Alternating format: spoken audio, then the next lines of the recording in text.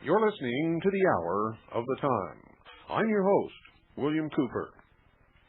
We still have the seed packets open, folks. $48 for listeners to the Hour of the Time and $40 for CAJI members. Remember, this is the varieties of top quality seeds, and they were selected by virtue of not only their popularity, but their hardiness and general adaptability throughout all the temperate climates. They are open-pollinated varieties. They're not hybrids. They're open-pollinated varieties. They've been garden tested, and they've been grown throughout the United States.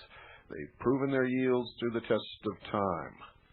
One order will bring you 4 cans. Each can plots a garden plot 65 feet by 124 feet. So the 4 cans will plant 4 times that much. That's 65 feet by 124 feet. Multiply that times 4, and that's how many seeds you got. In the package comes sweet corn, snap beans, garden peas, beets, cabbage, cantaloupe, carrots, cucumber, lettuce, onion, bell pepper, winter squash, summer squash, spinach, tomato, broccoli, and watermelon. The seeds have been selected for their high germination rate. They've been dry conditioned to precise specifications and hermetically sealed to ensure their maximum storage life in a heavy-duty can. If the cans are kept sealed and in a cool place, the seeds inside will be maintained at the highest possible germination level. And remember, folks, when they opened up the tombs in Egypt, they found seeds that were over 2,000 years old. Still grew when they were planted. You can't beat this deal. Everybody all over the country is always looking for open-pollinated seeds. Non-hybrids, and they're very difficult to find. So take advantage of it. $40 for listeners to the Hour of the Time. $48. Remember, $48 for listeners to the Hour of the Time. $40 for CAJI members. Also, we have available the pantry unit, which will feed 1 person for 3 months or 2 people for 1 1/2 months. That's dehydrated, nitrogen-packed, in enameled cans, will feed 1 person for 3 months or 2 people for 1 1/2 months. It's 4 cases of number 10 cans. Shipping weight is 87 pounds. Remember, you pay the freight upon delivery. The retail price is $380. $380. For listeners to the Hour of the Time, we give you $80 right off the top. For listeners, $300 is your price. For CAJI members, $290 is your price. Take advantage of these, folks. Remember, we're facing hard times. A lot of you people who experienced the earthquake in the San Fernando Valley, North Ridge, if you had had some of this food storage material, you wouldn't have had to stood in those long, long lines waiting for help from Big Daddy Uncle Sam. You see, you should have thought of that beforehand. If you live in California and you're surprised when a big earthquake comes, then there's something wrong with your head. You better open it up, take the rocks out, and put some brains back in there. Also, we're offering the emergency unit, which will feed 1 person for 1 month. 1 person for 1 month. It's 5 cases. It weighs 38 pounds shipping weight. Remember, you pay the freight when it arrives at your doorstep. And we have to have a delivery address, folks. It doesn't have to be your address. We don't care what it is or where it is or who it is, as long as it's a physical address. If you send us a P.O. box number, you're going to have a hard time getting this stuff through the mail. And when you have to pay the freight, you're going to be shocked if it comes through the mail. So got to have a physical address. Okay, the emergency unit feeds 1 person for 1 month. The retail price is $213. $213. For listeners to the Hour of the Time, the price is $190. For CAJI members, $180. Take advantage of these, folks. Remember, make checks or money orders out to Annie, A-N-N-I-E. Annie, A-N-N-I-E. Just one name, very simple, A-N-N-I-E.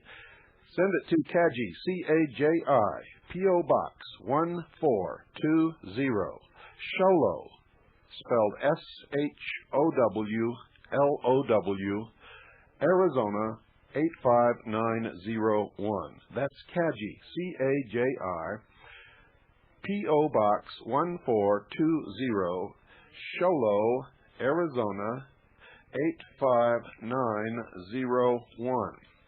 Now, do it now. Don't wait. Gee, I mean, we went all the way from a family unit that would feed 4 people, 4 adults for 1 year. The retail price was $2,768, all the way down to an emergency unit feeding 1 month, one person for 1 month. Retail price is $213, and we've given you tremendous discounts on all of this stuff. So take advantage of it, folks, while you can. We are moving.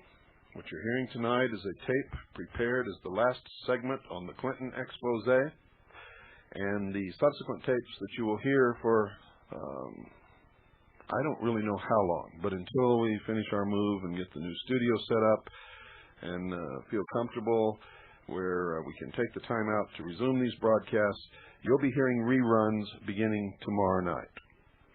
Now, we're getting a lot of calls wanting to know how you can get these tapes. I've already given you the address, and $9 per tape. You must specify the date and the subject that the program was aired. You must specify the date and the subject unless you have our catalog, and then you can specify the catalog number. But if you hear any broadcast on the hour of the time that you would like to acquire, send $9 per tape, specify the date and the subject or the name of the guest if it's a guest, and we'll get the tapes right out to you, folks. Don't go away. I'll be right back.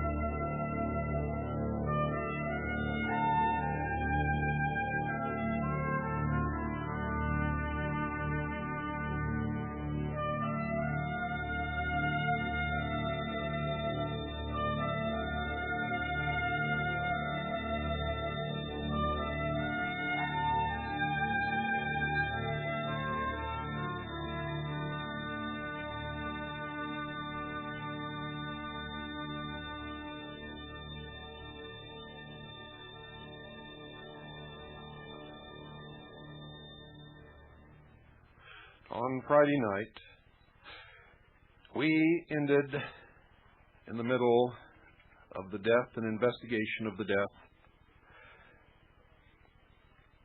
of a man named Vincent Foster.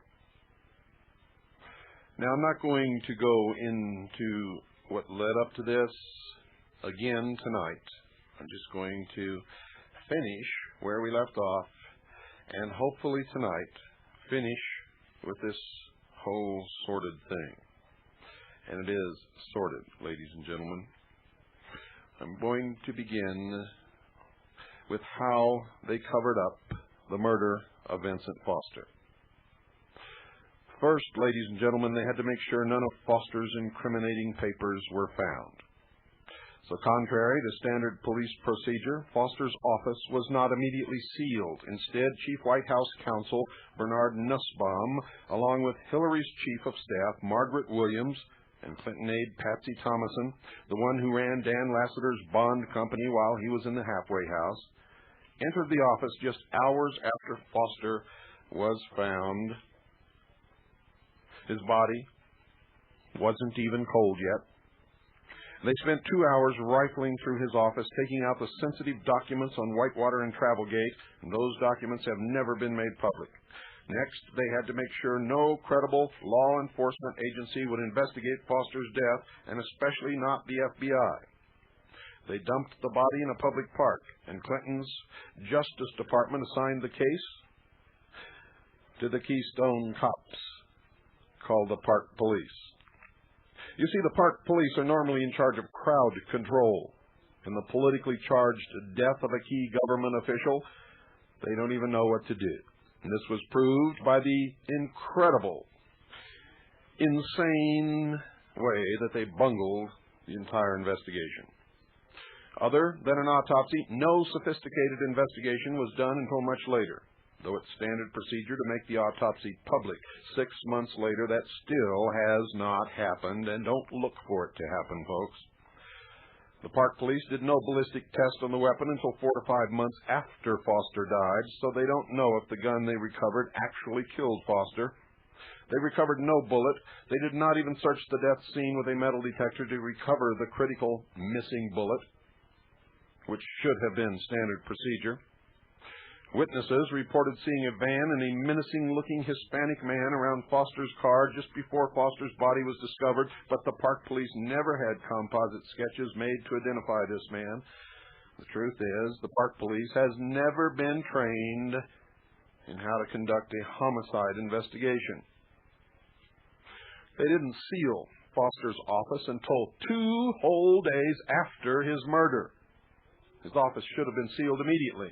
A former Washington police official stated, quote, "I was completely shocked to have learned that Foster's office wasn't sealed immediately after his death," unquote. It was many months before the Park Police sent out Foster's clothing and the gun for forensic examination. Many months, allowing deterioration of evidence.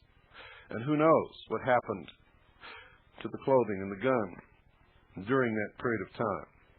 Who knows whether they were washed or not? Who knows exactly who handled that clothing and that weapon? You see, the clothing and the gun should have been sent out the day after the murder for forensic examination. But Park Police spokesman Major Robert Hines said the agency did not need forensics to make our conclusion that Foster committed suicide. Rather than sending evidence to the FBI gun lab, the finest in the world, the Park Police sent the evidence to the Bureau of Alcohol, Tobacco, and Firearms, BATF. The murderers, the people who conducted the massacre at Waco, Texas, the people who don't even work for the United States government, but for the International Monetary Fund under the United Nations, according to the Treaty of Bretton Woods. Well-placed sources at the BATF said they were very surprised to learn that Park Police claimed tests had been done at the BATF labs. They knew nothing about it. And, of course, if tests had been done there, they should have known something about it. Statements of paramedics on the scene strongly suggest Foster was murdered elsewhere, his body brought to the park where it was staged to look like a suicide. The paramedics, who have since been forced by government officials to remain silent, and no one can be forced to remain silent, folks, which means they just don't have any backbone. Jellyfish sheeple is what I call them. They said it was the most unusual suicide they'd seen. A gunshot wound to the head should have blown out his entire back of his head.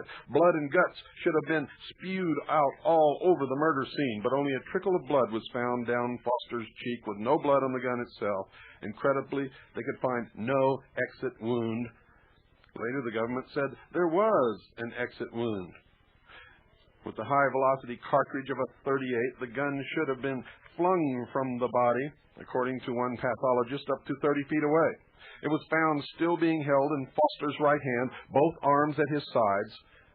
Foster himself should have been sprawled and contorted from the violence of the shot. Instead, he was found lying flat on his back, both legs straight, side by side, and the paramedics said it looked as though he had been laid out ready for the coffin. I think this was done to send a very clear message, quote, "Don't talk," unquote. Other people involved in the Clinton scams knew Foster. They would quickly see this was no suicide. At the same time, the spin doctors were able to convince the press Foster had somehow taken his own life. The so-called suicide note didn't show up until 6 days after Foster's death. It was unsigned, undated, ripped into 27 pieces, and contained no fingerprints. It was probably a page torn out of Foster's diary, if he even wrote it, and certainly was not a suicide note. It never even mentioned suicide. Nussbaum supposedly found it while going through Foster's briefcase, which he had taken from Foster's office. But FBI and Park Police agents watching Nussbaum rifle the office said they had a clear view of the briefcase and nothing was in it. The FBI has opened an obstruction of justice investigation into the events surrounding Foster's murder and cover-up. Among other things, the FBI is questioning Nussbaum's handling of murder documents. The number 2 man in the Justice Department, Philip Heyman, took exception to the handling of the Foster investigation, and he was abruptly terminated by Bill Clinton through Janet Reno, the mastermind of the Waco massacre. Heyman was a career justice lawyer who had been there through 4 Democratic administrations covering 33 years. He was in charge of the Justice Department's Criminal Division, which handles all criminal investigations. It's obvious, folks, that Mr. Heyman, an honest man, left a career position because he would not be party to another Clinton cover-up, this one Foster's murder. Why was Foster killed? We think there were 3 reasons. First, he bungled the cover-ups. Second, he knew too much, and he was showing signs of caving in. Finally, he was the perfect fall guy. He would become the hole where the documents could easily disappear. Clinton could say, quote, "Foster had the documents," unquote. In Arkansas, it was a common saying, "Get Clinton to Washington so our money and our women will be safe."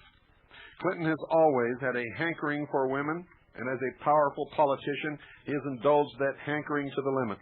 Jennifer Flowers was the most public of his many affairs. She was a former cabaret singer, a striking-looking woman. Bill met her when she was in her early 20s. He quickly made her his mistress. Bill and Jennifer were frequently seen together at social functions across Arkansas. Flowers revealed intimate details of her long-term sexual relationship with Clinton. She told when, where, and how. When prompted, she even told about Clinton's sexual prowess. Clinton betrayed his wife with this woman for 12 years. He put her on the state payroll. Of course, paying someone for a sexual relationship out of state funds directly violates state and federal law. When asked about his affair with Jennifer Flowers, Clinton hemmed and hawed, but he never, not once, ever denied it. At the same time, Clinton also had an ongoing affair with Sally Perdue, a former Miss Arkansas. She says state troopers used to bring Clinton in police cars to have sex with her. She also gives details of Bill's preferences, saying he liked to wear her black nightgown while he played the sax for her. Miss Perdue said she was later offered a cushy federal job to keep her mouth shut. That apparently was not unusual for Bill Clinton. U.S. News reported that among the controversies surrounding Clinton are that he used state funds to pay for sex with at least 4 other women besides Jennifer Flowers. Police officers say they brought women to Clinton for sex before and after he was elected president. And several Secret Service employees, Secret Service men assigned to guard the president, have resigned, ladies and gentlemen, because they didn't like being turned into pimps for both of the Clintons. Like John Kennedy, Clinton apparently did not stop his extramarital sex affairs after he was elected president. Arkansas state troopers say that as members of Governor Clinton's security staff, they were expected to set up a series of extramarital affairs and romantic adventures for him.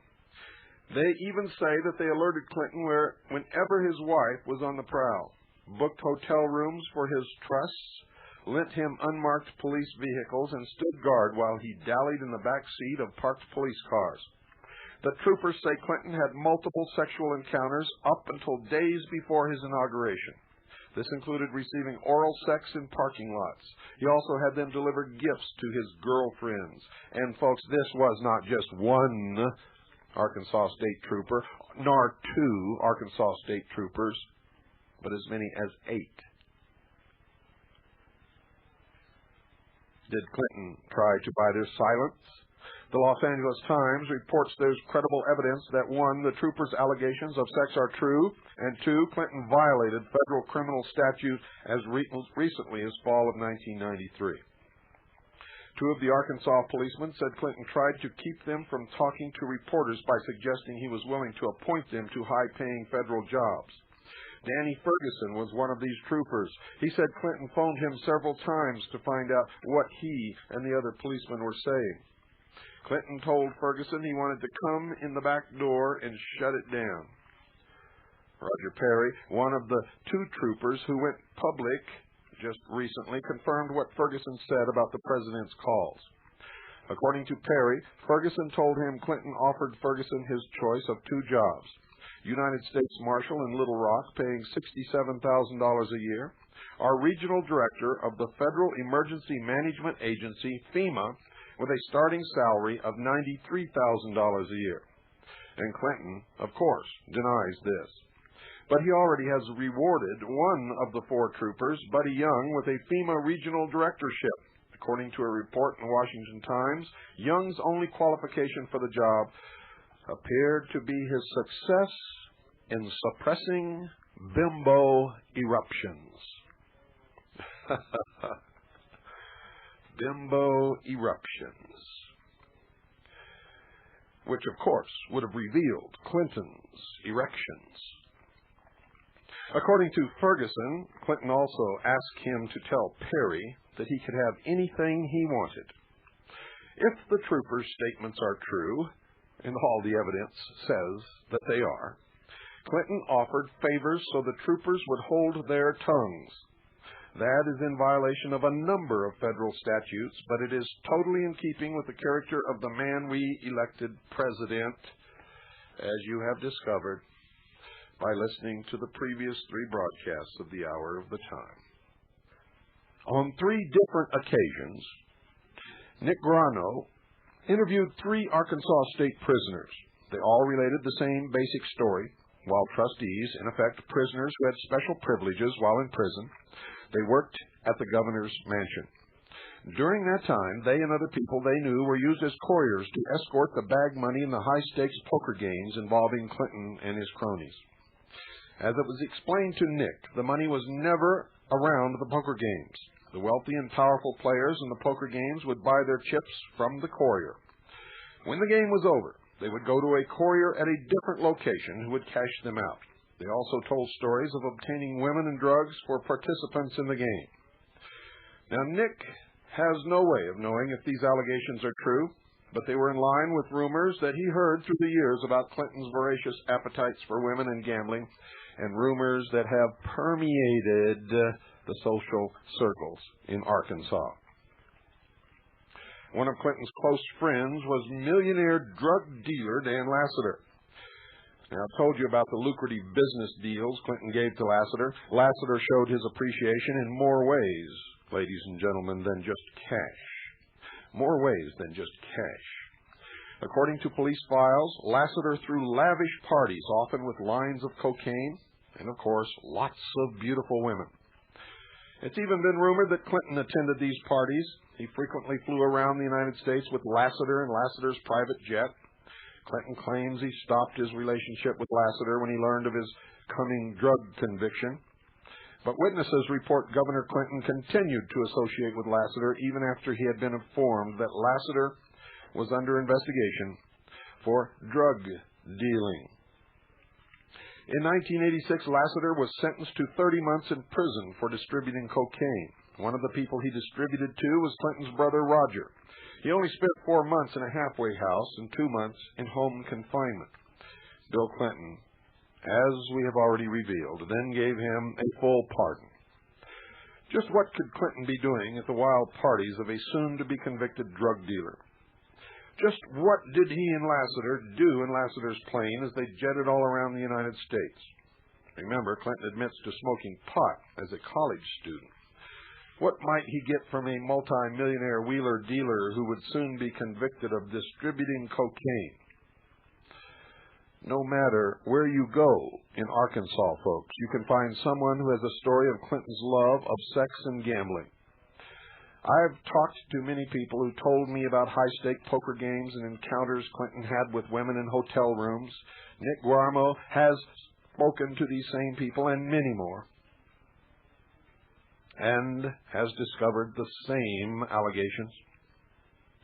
Every other month, a new person comes forward who has knowledge of Clinton's immoral escapades involving sex or money. In February 1994, still another woman spoke out. It was the same old pattern. She was a campaign worker. She was beautiful. She says Clinton aides told her Clinton wanted to speak with her in a private room. When she got there, he asked for sex. Unlike many, she refused, but like all the others, she was immediately discredited by Clinton spin doctors. Now, we're not talking about some Hollywood sex symbol or superstar athlete. This, ladies and gentlemen, is the President of the United States of America. He is the Commander-in-Chief of the world's greatest military power. He is charged with protecting the citizens of this country. He is a man who is supposed to be above corruption. If this man cannot control himself morally, what danger are we in? During the 1992 campaign, Hillary and Bill appeared on numerous TV shows, including 60 Minutes. In that interview, Bill never denied his sexual escapades, not once, not even a hint of denial. But he did indicate all these mistakes were behind him. You may remember his sincerity. The moment was really touching. The silly, stupid little grin was there, as it always is. But we don't believe that he had any intention of stopping then or now. It was just a ruse to get elected, and that is the ultimate danger of Bill Clinton. He is completely amoral. He is a true sociopath. He will say or do anything to get what he wants. He has no conscience, no feeling, no empathy for other people. I doubt if he even understands that other people have feelings.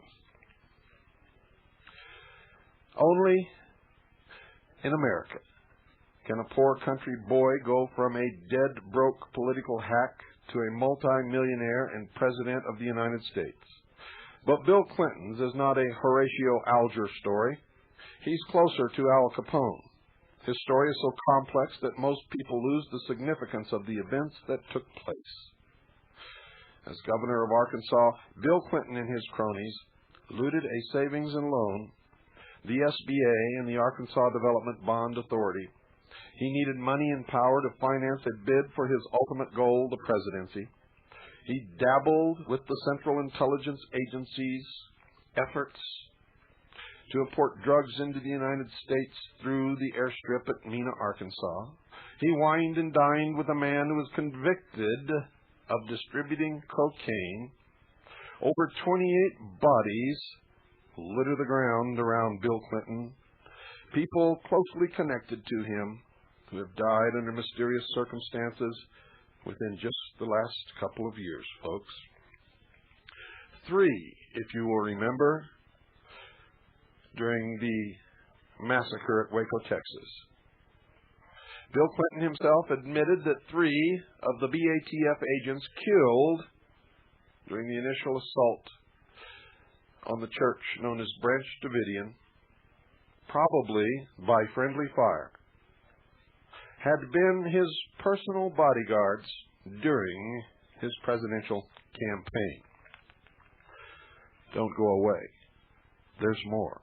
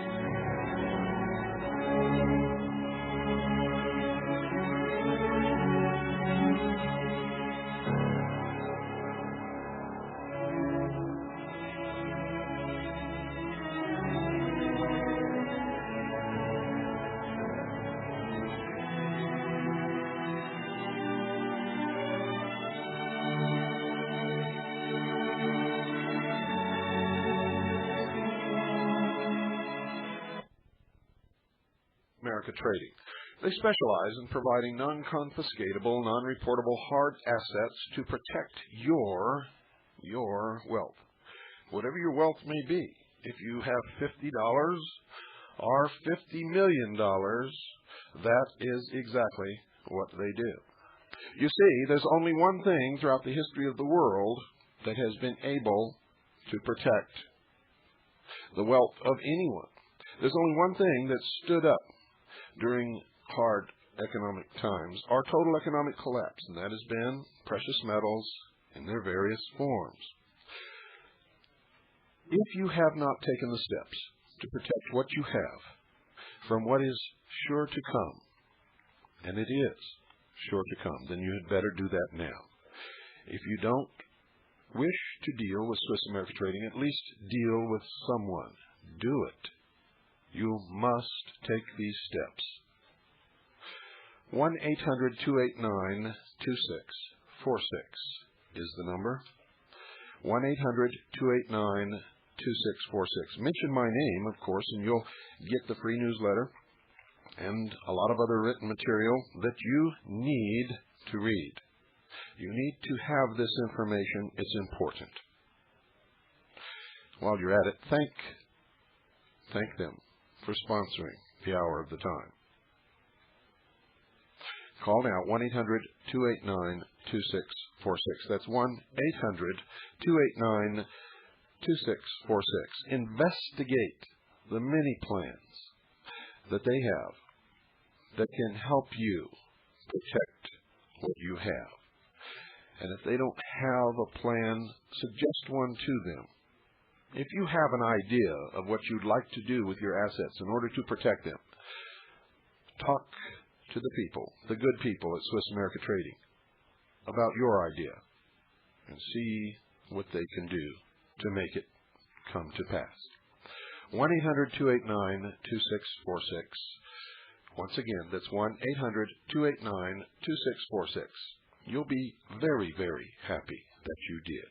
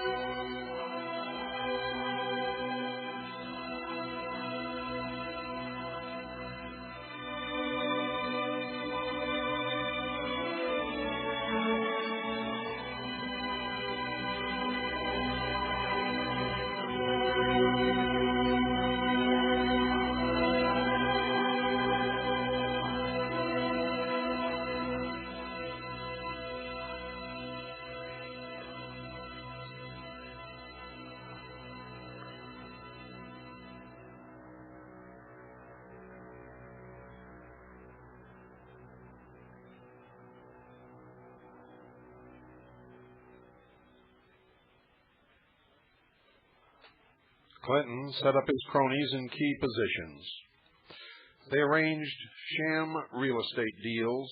They inflated the value of property that was basically worthless, and they borrowed millions of dollars against those properties. Most of these deals, folks, involved very inexpensive land on which they borrowed far more than actual value. When they were done, all these projects showed enormous losses, and remarkably, all the borrowed money is gone. All, not part, folks, all the borrowed money is gone. The plan, of course, was fraudulent and illegal. It was also successful beyond Clinton's wildest dreams. As governor, Clinton held near total control over the state, the bond authority, the banking authorities, the securities commissions. He could give jobs when he needed it. He could borrow money and authorize money to be loaned to his cronies. He controlled $1 billion political plum, the unimaginable wealth of the Arkansas state bond authorities. They loaned out literally $1 billion to his associates, friends, and favored projects. Now remember, they loaned out literally $1 billion to his associates, friends, and favored projects. And we have already told you, folks, all the borrowed money is gone. Madison Guarantee was looted for $60 million or more, probably much, much more, but no one will ever really know. For all the records have disappeared, deeds have disappeared, checks have disappeared, financial records have disappeared, loans have disappeared. In the next 10 years, many bonds issued under the Clinton administration will go into default. And that $60 million figure is going to appear like a speck of sand on a California beach compared to the losses that will be experienced by those who purchased those bonds. Clinton was governor over several million people and stole millions. And if you count the bond deals as stealing, which they certainly were, billions of dollars.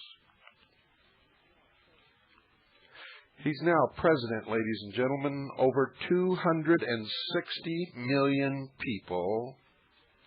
And I might remind him that we still have our guns. He controls trillions of dollars, and his pattern of lies and deceits has continued right on. NAFTA, government health care, ever higher taxes, the socialization of America's great free enterprise system are all a part of the great plan to pull this nation down and bring together their dream, this great socialist dream of a one-world totalitarian state. Clinton has just one problem, ladies and gentlemen. Just one little problem out of all the many that he faces, and that problem is he will be impeached. What the establishment press, the socialist-controlled press in this country has suppressed, I have revealed, and it can no longer be hidden. Every dirty deed he ever did in Arkansas is starting to bubble to the top of the cesspool he created, and it stinks. The filth will bury him, just as he has tried to bury it. As Whitewater continues to unfold, the important thing to keep in mind is that there will be few smoking guns. Witnesses with direct evidence will be silenced, discredited, because you stupid sheeple. Never mind. Or they'll just change their testimony. Clinton will constantly claim it wasn't him. Keep your overview, folks, about these events. Understand that except in the beginning, his name appears on nothing. No money goes directly to him. It's all disappeared. And it's disappeared into the arms for drugs. operations of the Military Intelligence Network and the Central Intelligence Agency, operated and controlled by the secret societies whose headquarters is just 13 blocks from the White House in Washington, D.C. They consist of the Sovereign and Military Order of the Knights of Malta, the Knights Templar, the Supreme Council of the 33rd Degree of the Scottish Rite of Freemasonry of the Southern Jurisdiction, B'nai B'rith,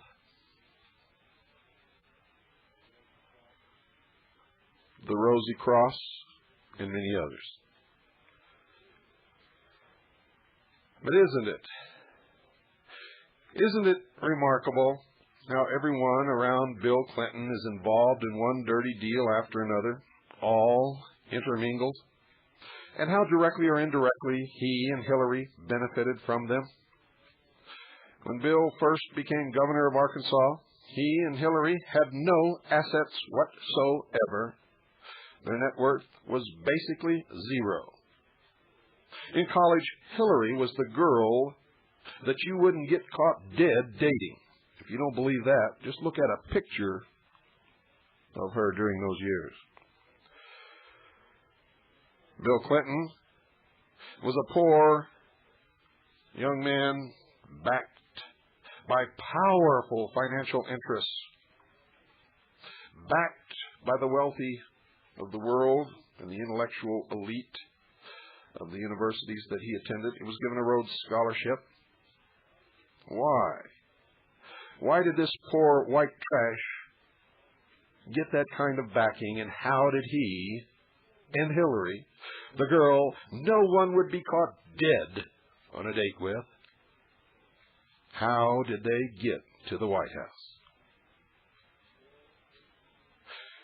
When Bill first became governor of Arkansas, remember, he and Hillary had no assets. Their net worth was zero. Even with Hillary's law earnings and even with the backing of the elite of the world, Bill Clinton had nothing. They made only a modest salary. And now, only 16 years later, they both are multi-millionaires. And there's no logical way to explain it. No lawyer in Arkansas makes that much money, partner or not. And of course, Bill Clinton's salary was a pittance. Yes, folks, politics can pay. But it's time for the truth about the Clintons to come out in the open, and it's time for them to pay the piper. Clinton and Hillary are going to deny everything that I have said in this series of broadcasts, and that's how he has risen to his position of unbelievable power and money. And so I read directly from a direct challenge made to Bill Clinton by Nick Guarino. And I quote, "Bill, take a lie detector test. Answer the charges that I have brought. I only put two requirements on it. One, that the test be administered by an expert you and I both agree is impartial. And two, that I get to ask the questions. You see, I don't want you to weasel out of it." Unquote. Ladies and gentlemen, if Clinton is innocent, this would prove it to the whole world. But he will never take such a test, nor will he reveal the documents to the public that could also clear him, for they would convict him, and it would show that he is not innocent. It would make him, quote, the impeached president, unquote, and I so dub him now, the impeached president. And I call upon you, Bill Clinton, to step down, do the honorable thing for once in your life, and resign from the presidency. Don't pull the presidency down with you, and don't put any more dirt in the face of the nation. If you don't do this, William Clinton, you will be the first president in American history to be formally removed from office through the impeachment proceedings, and you will go directly from the Oval Office to cell block C. Now, ladies and gentlemen, this is not an idle statement. This is based upon over a year of diligent research by many people. Many people. It is based upon interviews with many witnesses, acquaintances, and business partners of Bill and Hillary Clinton. It is based upon revelations made by Arkansas State Police officers and by at least 4 women who have publicly stated, with no gain to themselves, that they have been involved in sexual trysts with William Clinton. The drugs, oh yes, the drugs, lead from Mena, Arkansas to Lassiter to Clinton through the head of his personal bodyguards, who, by the way, is no longer in that position. The investigation into the drugs at Mena, Arkansas was very tightly controlled. Very little of the results of that investigation have ever been made public. Ask Ollie North. I just received a letter from Ollie North wanting me to contribute $2,000 to his political campaign so that he can become the senator of Virginia. And I say to those of you who live in Virginia, if you elect Ollie North, then you are the biggest fools upon the face of this planet. For Bill Clinton might be in the process of destroying the nation, but he's doing it slowly in a method that might allow us to defeat it. Ollie North was preparing a plan to summarily and precipitously suspend the Constitution of the United States of America and declare martial law. He was also involved in selling arms for drugs, the drugs that were brought into this country that are destroying the youth of the nation,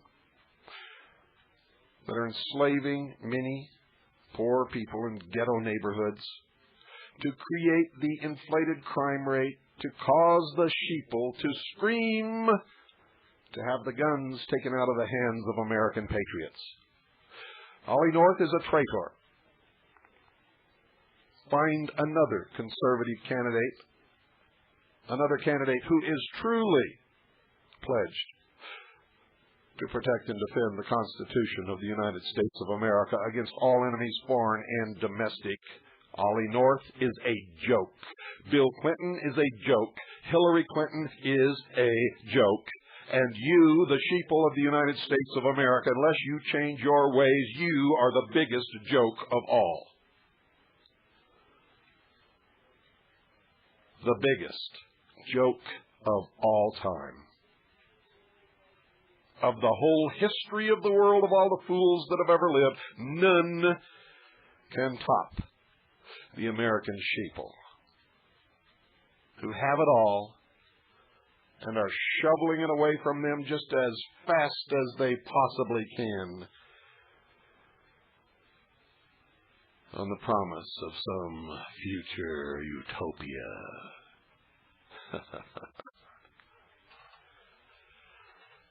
Someone once said, "What fools these mortals be." I wonder who said that. Was that Shakespeare?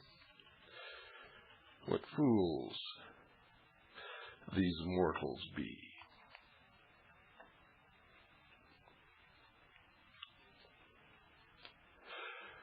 Ladies and gentlemen, form your militia units. To arms. To arms. To arms. To arms.